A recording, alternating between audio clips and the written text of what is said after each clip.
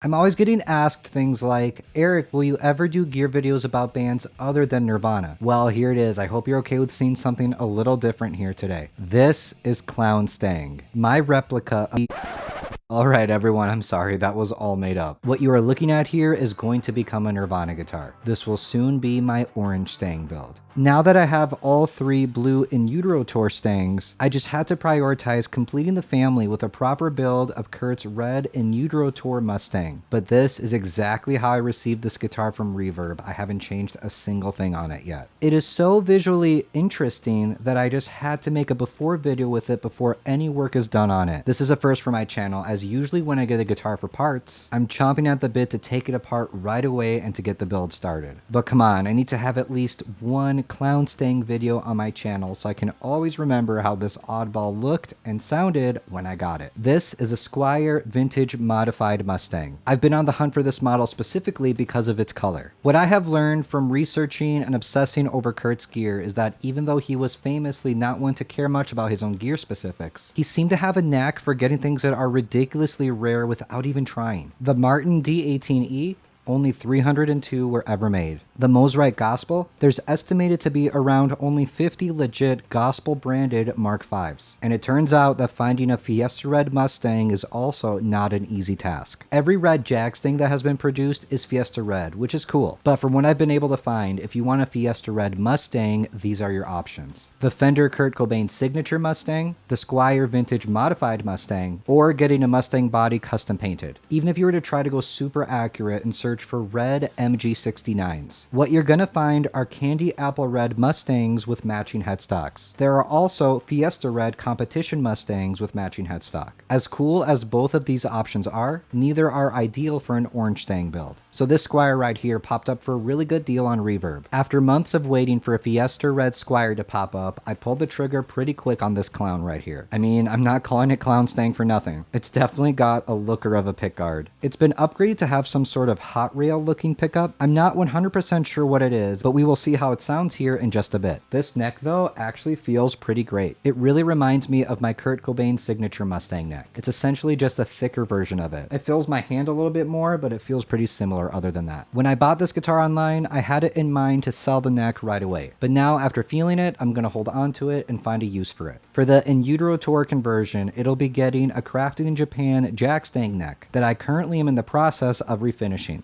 I get the impression that this guitar sat in the corner of a basement for who knows how many years because it's just kind of dirty. It's not that bad, but it obviously needs a healthy round of TLC. The hardware all looks really smudgy and cloudy, and the back and the neck plate are crazy scratched up. Another reason I don't think this clown got attention for a decent amount of time is the strings feel really, really old. They're flabby, and the thicker strings in particular feel like they might start disintegrating while you're strumming. This is of course an easy fix, but just something I wanted to note. Let's hear how this sounds exactly as I received it. The only change I made is I raised both of the pickups. When I got it, they were crazy low. You could barely hear anything. Okay, but now I'm gonna shut up and let the clown do the talking.